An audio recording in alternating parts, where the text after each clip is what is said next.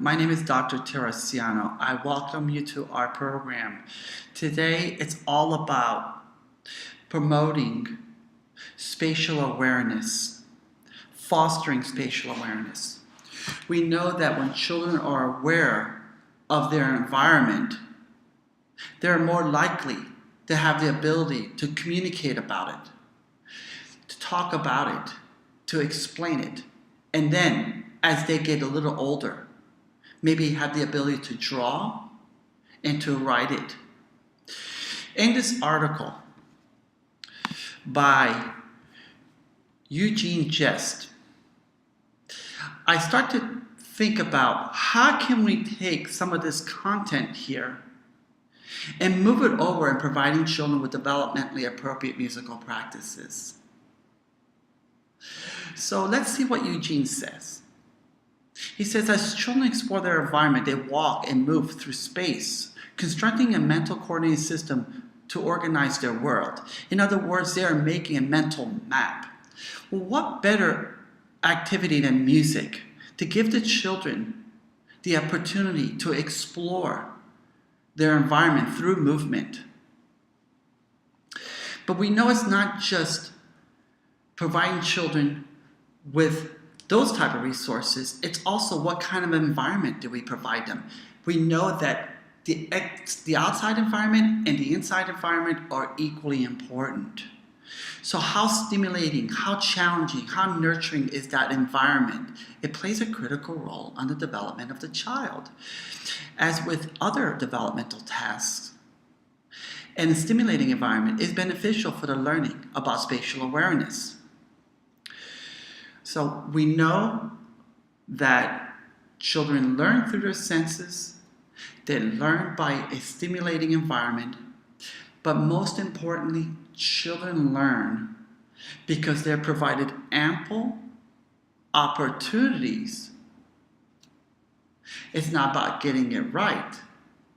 It's about engaging and learning, right? So children make errors not because they need more practice, either drawing or writing, but because they are mentally reconstructing space around them in two dimensions.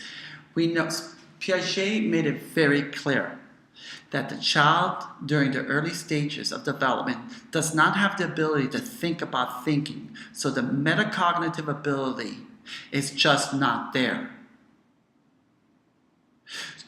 So what we're thinking here is if we provide children with a stimulating environment, with a nurturing environment, with proper resources and experiences, we can promote language and literacy development. We can essentially give the child the tools needed so they can start to communicate either verbally or in a written format what they are experiencing in the world that they live. So my developmentally appropriate musical practice for this lesson is all about spatial awareness. It came from this YC Young Children Journal. This is 2016. And again, the title of it is Let's Make Music. We're working on spatial awareness, and the objective is young children will explore their environment while interacting with others and objects. And an object here, I'm thinking a simple object such as a hula hoop, or maybe two chairs that they can either skate around, or walk around, or tippy-toe around, and so forth. So the resources are a hula hoop, and an audio device. We know that children in the early stages, from birth to age 5, they struggle into memorizing a song, and so we can provide an audio recording. But maybe in the ages of 6, 7, and 8, we can actually teach them some of the words to a song such as "Down by the Station." So here are what I was thinking. The song is Listen and Move by Steve and Greg. right? Or Greg and Steve. And so if we go back to here, and let's just rewind this a little bit, and let's just listen a little bit of this. Walk. Now, as children are listening to this song, they're going to walk around others without touching anyone. This gives them the ability to engage in spatial awareness. For the next part of the song, Gallop. they're going to gallop around an object. Now, this is what I was thinking for this. I was thinking a hula hoop. And I'll leave this up to you. Whatever resources you have available to you, you should put forth. But if they gallop around the hula hoop, the chances are that they'll stay in their place without bumping into one another. So I put together a set of movement activities which will promote spatial awareness, which will in turn foster language and literacy development, and so forth. Well, the next song I was thinking about, if we could apply this song here, this activity, to the inside of the classroom or the inside of a home environment, let's say, then this one can work for the outside, but you will need the kids will need to know the words, or you will need an audio recording. And so for this one right here,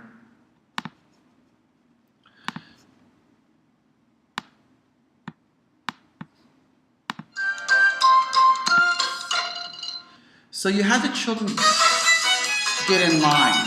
So they created line, do the best they can, and their feet are marching, right? And their arms are moving. Now I was thinking that they can be in line one by one, or sometimes they can be in a line two by two. I'll leave this up to you as the educator or as the caregiver, how you're going to structure this.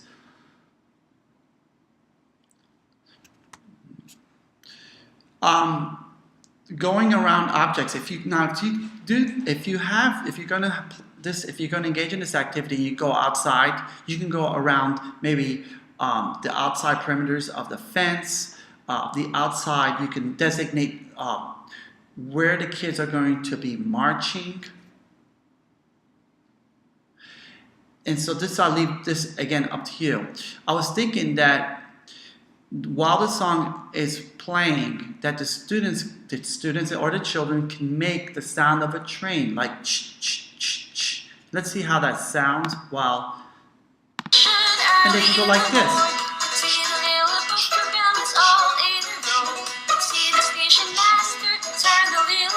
So a simple ch would work, and maybe when maybe they can create the sound of a horn, which is a high-pitched sound, which is toot toot, and here we have it right here. Toot, toot. Now, most importantly, you have fun. The kids are engaged, and in the process, we are promoting language and literacy development with the emphasis of spatial awareness. And that's pretty much what the article is trying to tell us.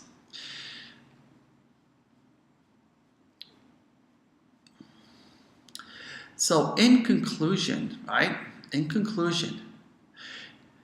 the importance of children exploration of their environment goes beyond the obvious benefits of physical activity and exposure to nature. So it's much more than saying, okay, we're here to nurture the child's ability to engage in non-locomotive movement or locomotive movement.